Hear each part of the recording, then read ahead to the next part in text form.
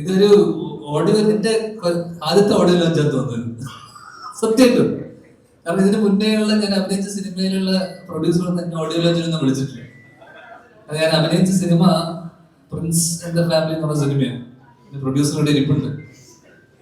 പുള്ളി നേരത്തെ പറഞ്ഞു എന്റെ ഡേറ്റ് വെച്ചിട്ടാണ് ഇതിന്റെ അങ്ങോട്ടും ഇങ്ങോട്ടും മാറ്റിയത്. ഇതേ കാരണം പറഞ്ഞാണ് എന്നെ കഴിഞ്ഞ തവണ ഇതേ പ്രസ് മീറ്റിനെ വിളിച്ചു വരുത്തിയത് അളിയൻ. കാരണം ഇതേ വേദിയിലിരുന്ന് അളിയൻ ഒരു പ്രശ്നത്തിന് തിരികൊളുത്തി. അതെങ്ങനെയെങ്കിലും ഒന്ന് ഇതാക്കി എടുക്കാനും ആ ചോദ്യങ്ങളൊക്കെ വരാതിരിക്കാനും വേണ്ടിയല്ല എന്നെ വിളിച്ചു വരുത്തിയത്. കറക്റ്റ്. എന്നിട്ട് അതിന്റെ സക്സസ് സെലിബ്രേഷൻ ഇപ്പൊ 20-ാം തീയതി നടക്കുന്നുണ്ട്. അതിന് എന്നെ വിളിച്ചിട്ടില്ല കേട്ടോ. ഞാൻ ഇപ്പൊ നാട്ടിലല്ലേ. അപ്പോ എന്തായാലും അനൂപേട്ടന് തുടങ്ങാം.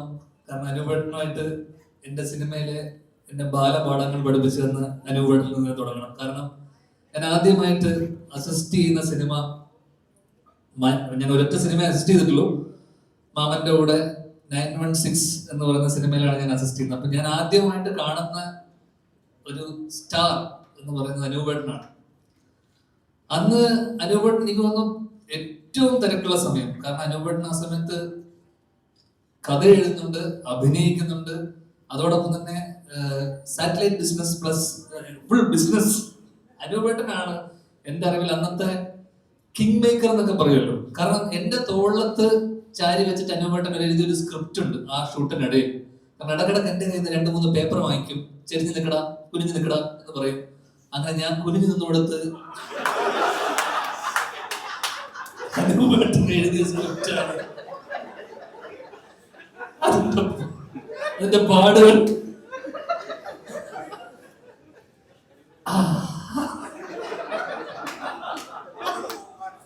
ആ സിനിമയാണ്. അതിനോട് മറന്നോ? ആ സിനിമയാണ് ട്രിവാൻഡ്രത്തില്ല, ഡേവിഡ് ആൻഡ് ഗോളിയാത്ത്.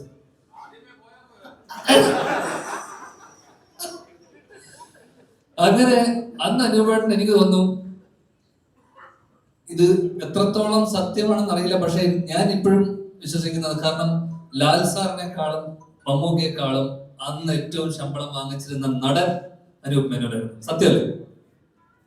സത്യം സത്യം സത്യം സത്യം സത്യം. ഇപ്പോഴും അങ്ങനെ തന്നെയാണ്.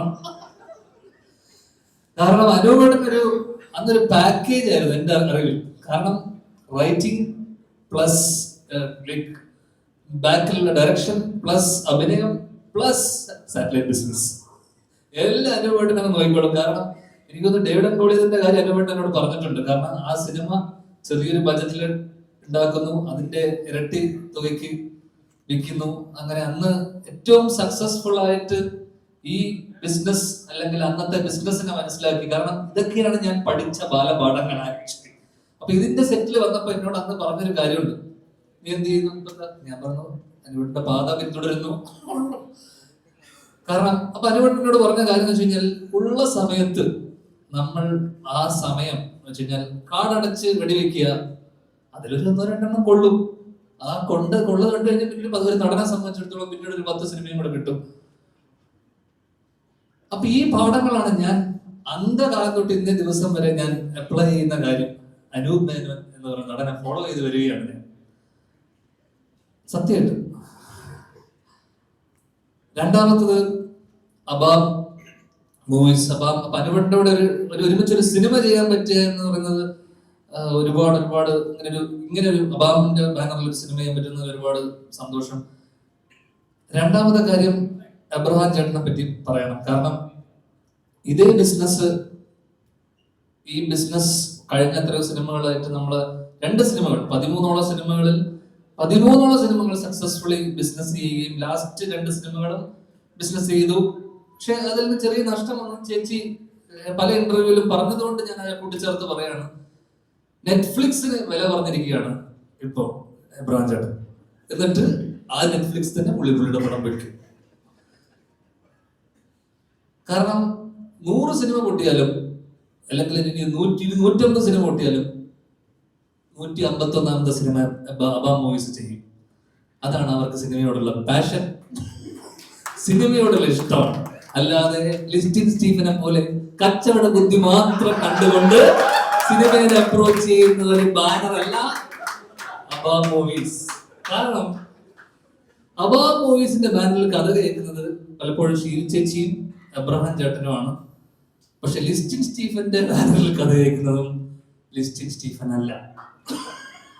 അത് ലിസ്റ്റിൻ സ്റ്റീഫൻ അല്ല. അതിന്റെ ഒരു സക്സസിന്റെ ഒരു ഇതിന് പോലും ലിസ്റ്റിൻ സ്റ്റീഫന് ഒരു ഇതുമില്ല, ഒരു അർഹത എടുക്കാൻ പറ്റില്ല. Listin Stephen is A magic. അതാണ് കമ്പനിക്ക് മാജിക് ഫ്രെയിംസ് എന്ന് പേരിട്ടത്. കാരണം ഈ കഴിഞ്ഞ ഏത് സിനിമയുടെ കഥ എന്ന് പറഞ്ഞു അവസാനം ഇറങ്ങിയ സിനിമയുടെ 2 കഥകൾ ചോദിച്ചാൽ പോലും അദ്ദേഹത്തിന് അറിയില്ലായിരിക്കും. അതല്ല പാഷൻ. പാഷൻ പഠിക്കണമെങ്കിൽ അത് അബാ മൂവീസ് നിന്ന് പഠിക്കണം. എനിക്കൊന്ന് ലിസ്റ്റിൻ സ്വന്തം സിനിമയെക്കാളും കൂടുതൽ കണ്ടിട്ടുണ്ടാവും. നമ്മുടെ ഈ രവീന്ദ്രൻ ഇവിടെ 2 തവണ ആയിട്ട് നമ്മൾ കാണിച്ചു.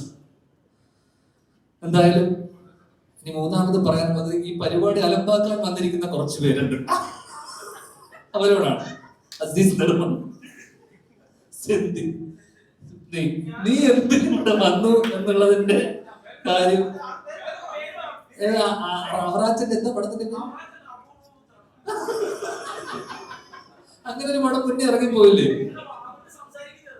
അപൂർവ പുത്രന്മാർ. അതും കൂടെ ഒന്ന് കണ്ടേക്കണം. കൂടൽ എന്ന് പറയുന്ന സൂപ്പർ ഹിറ്റിന് ശേഷം ഡിബിൻ ജോൺസ്. അഭിലാഷ് പോയാ അഭിലാഷിന്റെ ഒരു അനൗൺസ്മെന്റ് കൂടി ഉണ്ടായിരുന്നു, അത് നടന്നില്ല. പലരും പല അജണ്ടയോട് കൂടി വന്ന ആൾക്കാരാണ്. എല്ലാവർക്കും അവരവരെ പടം അനൗൺസ് ചെയ്യണം. എന്തായാലും ഈ വേദി എനിക്ക് വേറെ വിവാദങ്ങളൊന്നും ഇല്ലാത്തത് കൊണ്ട്, ഉണ്ടാക്കാനുള്ള ഒരു ഇതില്ലാത്തതുകൊണ്ട് അവസാനിപ്പിക്കുകയാണ്. ഒരുപാട് ഒരുപാട് സന്തോഷം ഈ സിനിമയുടെ ഭാഗമാകാൻ കഴിഞ്ഞതിൽ. Thank you. ഞാനിത് എവിടെയും പറഞ്ഞു തോന്നുന്നു. സാറിന് ഒരു എല്ലാവരും സിനിമയിലുള്ളതുകൊണ്ടും നിങ്ങൾക്ക് എല്ലാം അറിയാവുന്ന കാര്യമാണ്, മീഡിയയിലും ഉള്ള എല്ലാ സുഹൃത്തുക്കൾക്കും അറിയാവുന്ന കാര്യമാണ്. ഒരു സിനിമയിൽ ഏറ്റവും അധികം ട്രാഷ് ചെയ്യപ്പെടുകയും ഹരാസ് ചെയ്യപ്പെടുകയും ചെയ്യുന്ന ഒരു പാവം വർഗമാണ് അസിസ്റ്റന്റ് ഡയറക്ടർമാരെന്ന് പറയുന്നത്. എല്ലാവരും എടുത്തിട്ട് ഒടുക്കുന്ന ആൾക്കാരാണ്. എന്തിനാണെന്ന് അറിഞ്ഞത്, സംവിധായകനാവട്ടെ പ്രൊഡ്യൂസർ സൈഡിൽ നിന്നാവട്ടെ, ഒരു കുഴപ്പം പിടിച്ച ആക്ടർ ഉണ്ടെങ്കിൽ അയാളാവട്ടെ, എല്ലാം എനിക്ക് എല്ലാവർക്കും എല്ലാ അസിസ്റ്റന്റ് ഡയറക്ടർമാരും ഉള്ള എന്താണ് ഒരു സിമ്പതി എമ്പതി ഒക്കെ വെച്ച് ഞാൻ പറയട്ടെ, ഇതിന്റെ ഓൾ ടൈം എക്സെപ്ഷൻ ആണ് ഇതായിരിക്കുന്നത്. ഇവൻ അസിസ്റ്റന്റ് ഡയറക്ടറായ സെറ്റിൽ ഒരാൾ വന്നിട്ടുണ്ടെങ്കിൽ അവന് നായകനാവണ്ട, അവൻ അസിസ്റ്റന്റ് ഡയറക്ടർ ആയാൽ മതി. കാരണം ഇവൻ അന്ന് അവിടെ നിന്റെ ഭാഷ തന്നെ കടമെടുത്ത് പറയുന്നത് അപരാധിച്ച പോലെ ഒരു അസിസ്റ്റന്റ് ഡയറക്ടറും മലയാള സിനിമാ ചരിത്രത്തിൽ ചെയ്തിട്ടില്ല. ഞാൻ വന്ന ശേഷം മാത്രമേ ഇവൻ വരൂ. അത്രേ ഉള്ളൂ.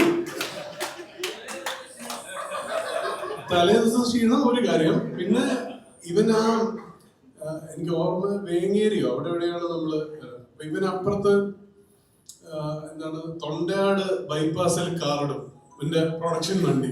എന്നിട്ട് ഇവിടുന്ന് വിളിച്ചു ചോദിക്കും മറ്റവൻ വന്ന ഏത് അനൂപേരൻ. അപ്പൊ അവിടുന്ന് ആ വന്നെന്ന് പറഞ്ഞാൽ വരും. എന്നിട്ട് വന്നിട്ട് അനുപെട്ട എന്നൊക്കെ പറഞ്ഞിട്ടുള്ള പരിപാടി. ഇപ്പം ഇതിനറിയാം, ഇവന്റെ വിളിയൊക്കെ നമ്മൾ കേൾക്കുന്നുണ്ട്. ഉച്ചവരെയൊക്കെ ഇവൻ പണിയെടുത്തു എന്ന് വരുത്താൻ വേണ്ടി കാണിക്കുന്ന ചില ഇതുണ്ട്. നമുക്ക് അന്നേ അറിയാം ഇതിവിടെ ഒന്നും നിൽക്കുന്ന ഒരു സാധനമായിരിക്കില്ല. ഇവൻ പടർന്ന് പന്തലിച്ച് ഇപ്പൊ എന്താണ് ഹോട്ട് കേക്ക് എന്നൊക്കെ പറയുന്ന ഒരവസ്ഥയിലേക്ക് എത്തുമെന്ന് നമുക്ക് അന്നേ അറിയാം. കാരണം ഇവൻ ഇതല്ലാതെ വേറെ ഒന്നും ആവാൻ കഴിയില്ല.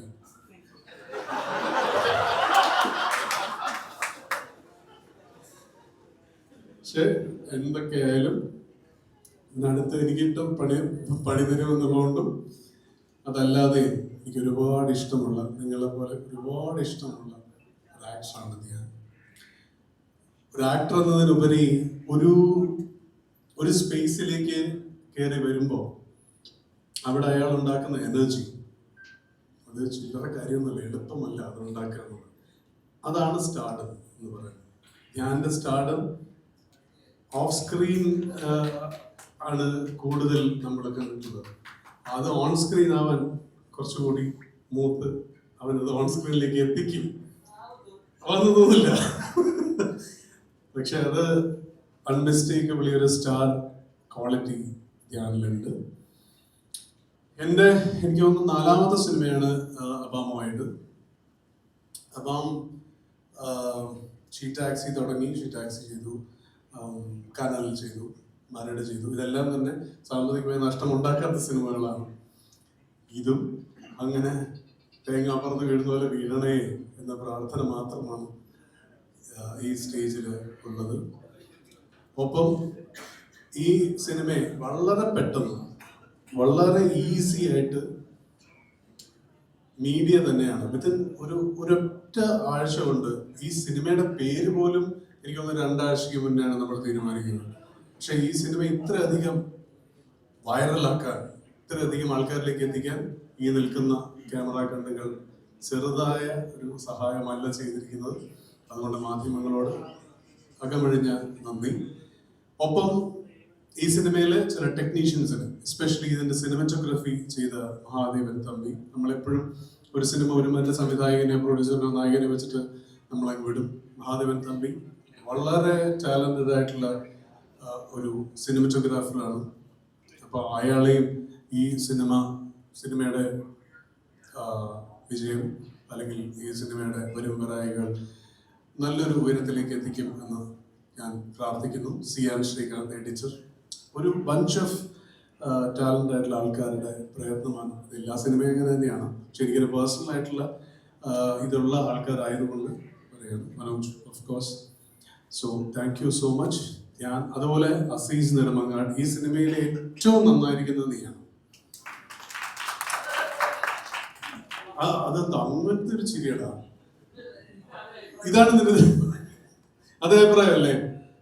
അസീസാണ് ഈ സിനിമയിൽ ഏറ്റവും നന്നായിരിക്കുന്നത്. സോ അസീസ് ഇങ്ങനെ പറഞ്ഞ പോലെ കണ്ണൂർ സ്ക്വാഡ് കഴിഞ്ഞ് മറ്റൊരു നല്ല വേഷം നന്നായിരിക്കട്ടെ എല്ലാവരും.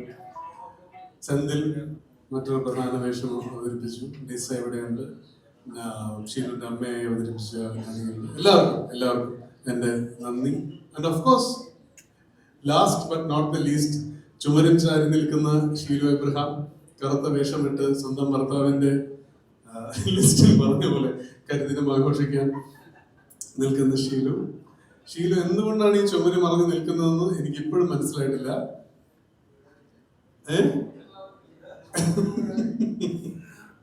Thank you so much. Thank you.